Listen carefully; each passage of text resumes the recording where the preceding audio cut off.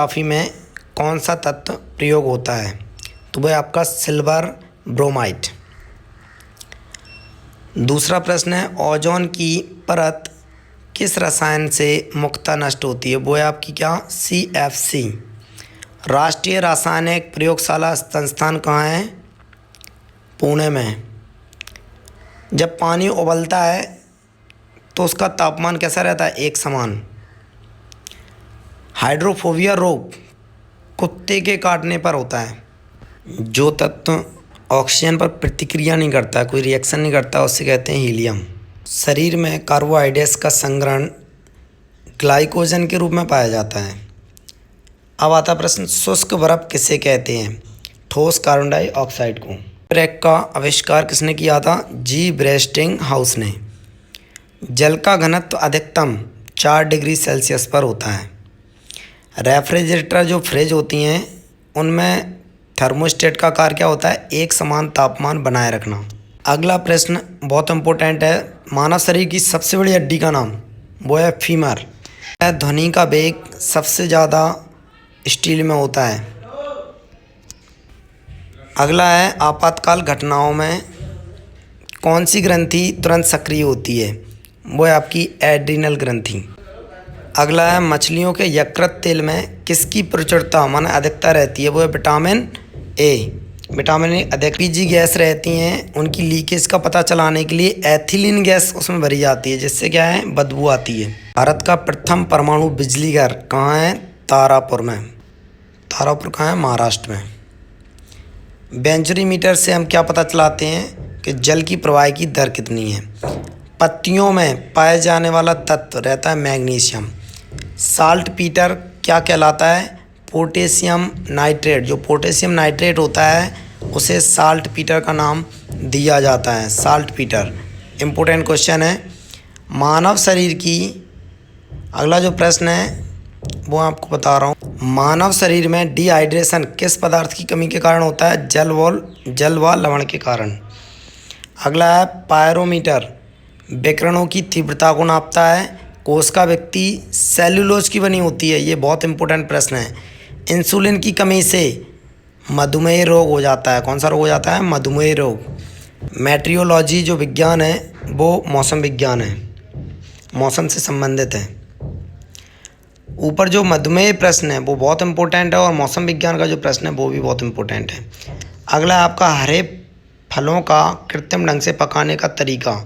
उसमें जो गैस लगती है पकाने के लिए, जो गैस का प्रयोग होता है वो है आपका एसिटिलीन गैस। अगला इंपॉर्टेंट प्रश्न, विटामिन की खोज फंक ने की थी। वेरी इंपॉर्टेंट है, आता रहता है। जीनोम क्या है? अगला प्रश्न। उससे पहले विटामिन को हाईलाइट कर लेना। विटामिन बहुत बहुत बहुत इंपॉर्टेंट है, अधिकांश एग्जामों में आता रहता है, किसी भी प्रकार के एग्जाम हो, चाहे छोटे हों या बड़े हों। अगला, जीनोम क्या है? जीनोम भी इम्पोर्टेंट है, ये मस्तिष्क के चित्रण से संबंधित है जीनोम। एडवर्ड जेनर द्वारा चेचक के टीके की खोज की गई थी। अगला है, मसूड़ों को पायरिया रोग प्रभावित करता है। नीला तोता जो है उसे हम कॉपर सल्फेट कहते हैं। नीला तोता मोस्ट प्रश्न है, जो प्रश्न मैं हाईलाइट कर रहा हूँ मोस्ट है। अगला है, हरे चश्मे की लाल वस्तु मोस्ट नहीं है, जो एक्स्ट्रा जुड़ गया है, इसे हटाओ। फेदोमीटर का प्रयोग किस राशि को मापने किया जाता है? समुद्र की गहराई। ठीक है ना, समुद्र की गहराई नापी जाती है इससे।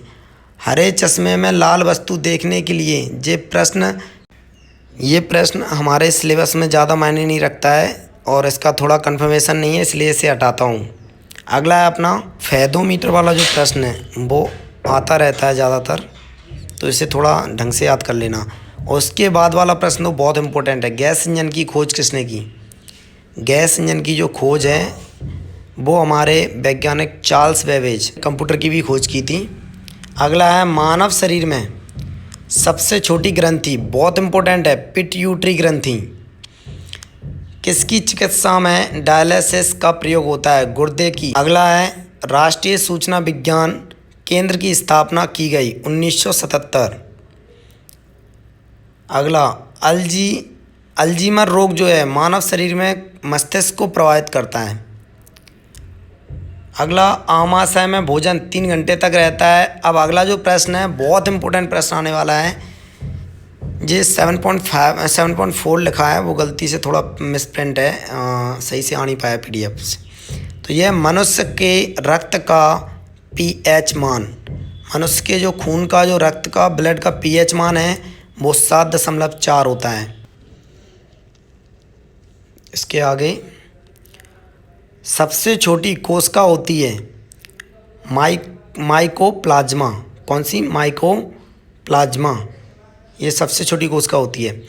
लाल रक्त कणिकाओं का जीवन काल, अपनी RBC होती हैं, उनका जीवन काल 120 दिन होता है। आत्मघाती थैलियों के नाम से लाइसोसोम को जाना जाता है। एक समान कोशिकाओं से मिलकर बनी संरचना को ऊतक कहते हैं। क्या कहते हैं? ऊतक। नमक का फॉर्मूला बहुत इंपॉर्टेंट, नमक NaCl को कहते हैं, नमक NaCl पेपर में आता रहता है। अब भौतिक परिवर्तन का उदाहरण है जल का बर्फ़ में बदलना। जल का जो बर्फ़ में बदलना भौतिक परिवर्तन है। और इसके ऊपर नमक का फॉर्मूला भी इम्पोर्टेंट है। पीयूष ग्रंथि को नियंत्रण करने वाली ग्रंथि हाइपोथैलेमस। कौन सी ग्रंथि है? हाइपोथैलेमस। पत्तियों में पाया जाने वाला तत्व है आपका मैग्नीशियम। कौन सा तत्व पाया जाता है पत्तियों में? मैग्नीशियम। शरीर में सबसे अधिक अनुपात में पाया जाने वाला खनिज रहता है अपना नमक NaCl। घेंगा रोग थायरॉक्सिन की कमी से होता है। अगला है, एक लाल फूल को अगर हम नीले प्रकाश में देखें तो वो काला दिखेगा। कैसा दिखेगा? काला। अगला है, पादप कोशिका व्यक्ति सेल्यूलोज की बनी होती है। वेरी इंपॉर्टेंट प्रश्न। अगला 54 नंबर प्रश्न छोड़ते हैं। अगला है, पाचक एंजाइम पित्तरस में नहीं होते हैं। इसके बाद प्रथम कोशिका की उत्पत्ति जल में हुई थी। माइटोकॉन्ड्रिया को कोशिका का पावर हाउस कहते हैं। कौन सी ग्रंथि अंतःस्रावी और बाह्यस्रावी दोनों प्रकार की होती है? अग्नाशय ग्रंथि। अगर आपने हमारे चैनल को सब्सक्राइब नहीं किया है तो इसे सब्सक्राइब कर लें और इसके साथ बेल आइकन को जरूर प्रेस कर लें, जिससे हमारी नोटिफिकेशन आप तक पहुँचती रहे।